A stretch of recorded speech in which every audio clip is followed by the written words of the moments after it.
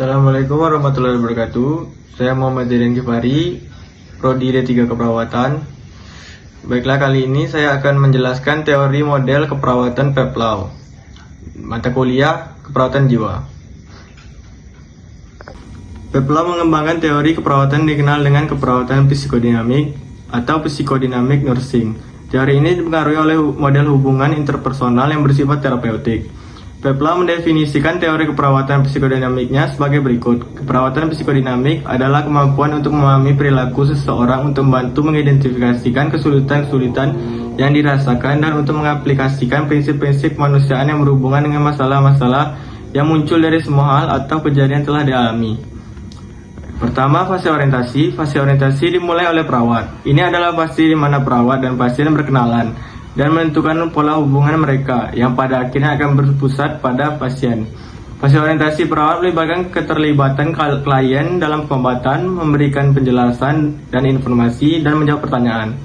Fase penentuan masalah dimulai ketika klien bertemu dengan perawat sebagai orang asing, mendefinisikan masalah dan memutuskan jenis layanan yang dibutuhkan. Klien mencari bantuan, menyampaikan kebutuhan, mengajukan pertanyaan, berbagi prasangka dan harapan dari pengalaman masa lalu. Perawat merespon, menjelaskan peran kepada klien, mengidentifikasi masalah, dan menggunakan sumber daya dan layanan yang tersedia.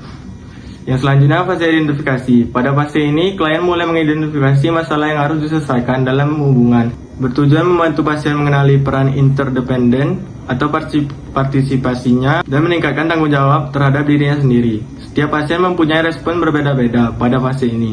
Respon pasien terhadap perawat: yang pertama, berpartisipasi mandiri dalam hubungannya dengan perawat dan interdependen dengan perawat. Yang kedua, anatomi dan interdependen atau individu mandiri terpisah dari perawat. Yang terakhir, individu yang tak berdaya dan sangat bergantung pada perawat atau pasif dan dependen. Selanjutnya, fase eksploitasi atau fase kerja.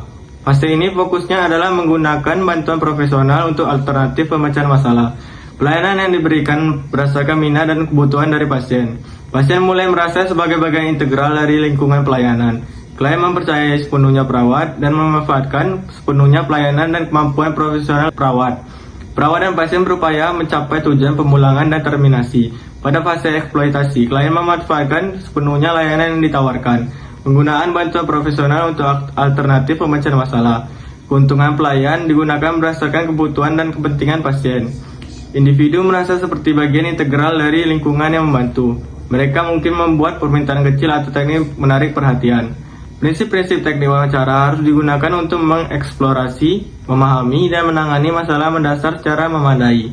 Pasien mungkin berfluktuasi dalam kemandirian. Perawat harus menyadari berbagai fase komunikasi.